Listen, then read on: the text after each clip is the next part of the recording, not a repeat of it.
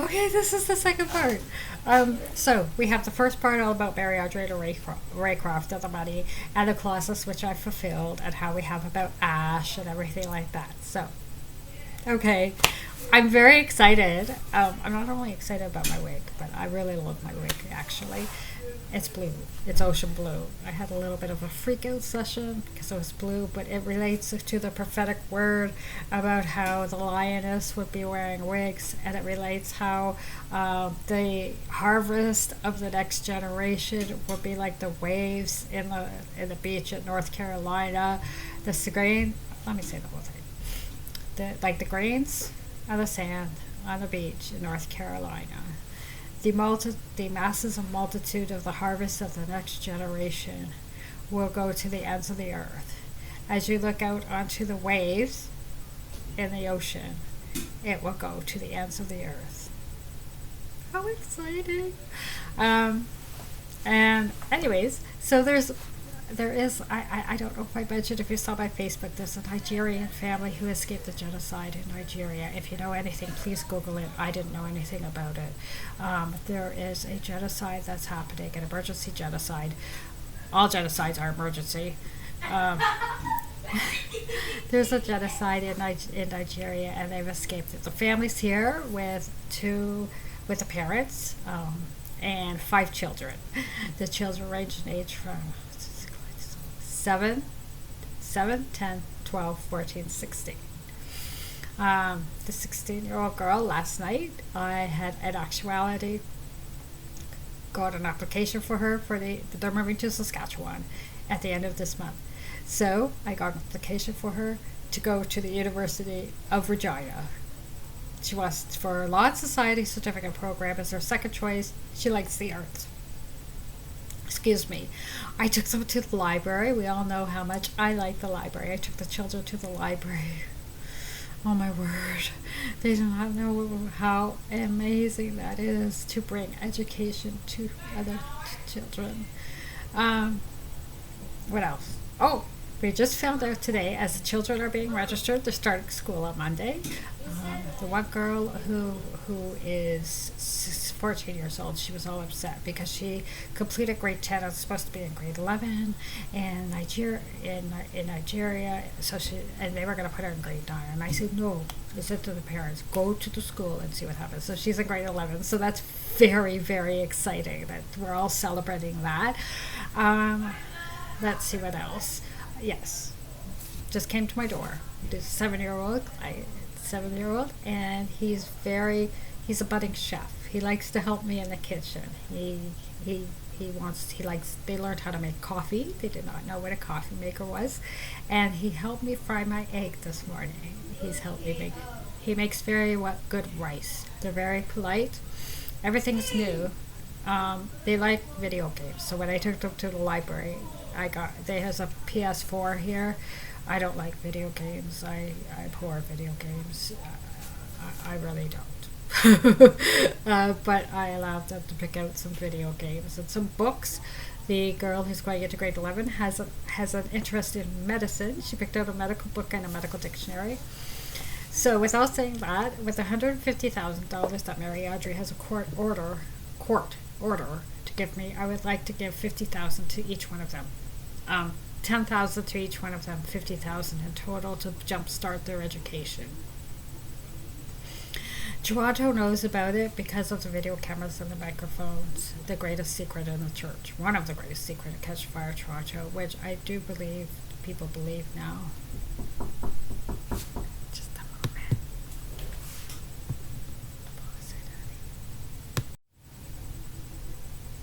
He wanted to know how to clean the coffee pot. So yeah, they're starting school.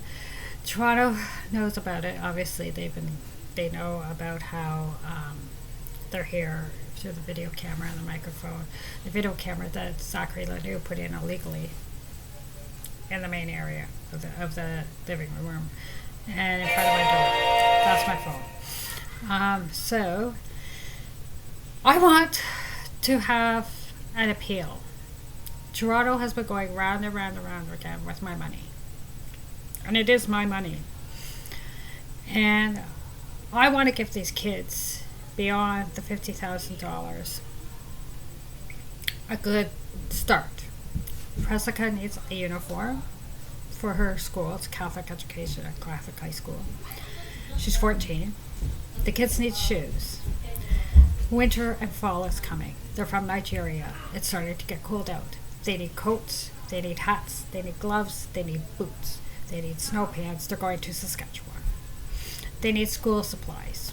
They need binders, they need backpacks, they need pens, pencils, pencil crayons, highlighters, whatever school supplies.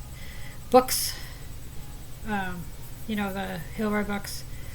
I bought some, but I gave them to them. I gave them to them. The two older girls need a Presto Pass.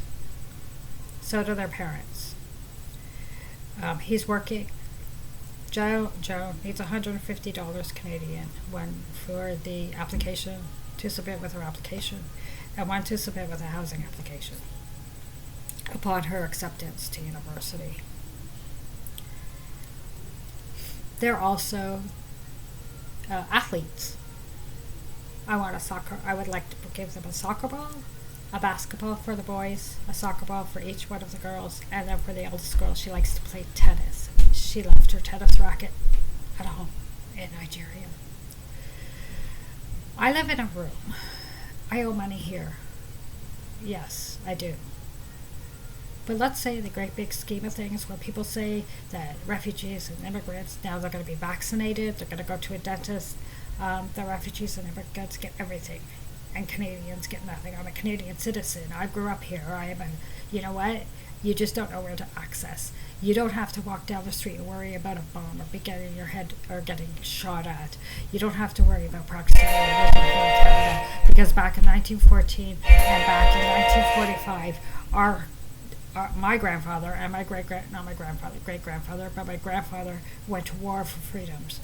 My great-grandfather in Belgium was a resistance leader and saved over 300 Jewish women and children and men in the World War II from Belgium to France. My great uncle was also a resistance fighter, and he saved 30 to 40 young women by hiding them. He was a priest. He hid them in the church. And my grandmother was a midwife during the war, and she actually birthed 30 Jewish babies of women who were pregnant. We have no idea. So that's what I'm going to do. That's what I've been praying for. And that's what I told Toronto. And Toronto knows, beyond the $10,000 of the money that's owed to me. Also, clothing. They need clothing. We all need clothing. What else? Oh, good news too.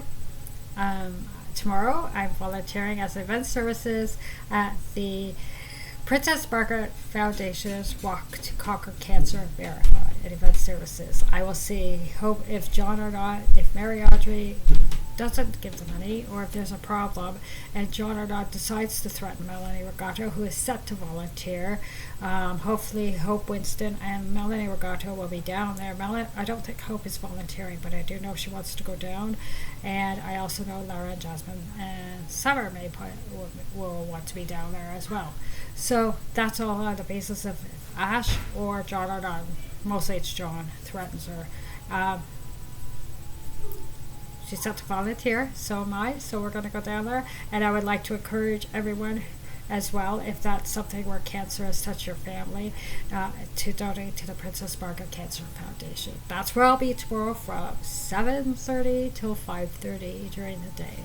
Anything else, I may have I'll keep you posted on what's happening. I personally know I've been teaching them how to bake, so that's it. My food is sort of dwindling, but that's fine. Our Heavenly Father looks after my food. Like it says in Matthew, and the birds of the air do not worry about what they will eat, or the fields of the flowers will worry about what they will wear, because our Heavenly Father looks after them. So there will be 2 postings. That's that. I have to go out now because So we will need to do an application for the University of Saskatchewan, and we also need to help choose courses for grade 11. And I have to see how he's doing with washing the coffee pot.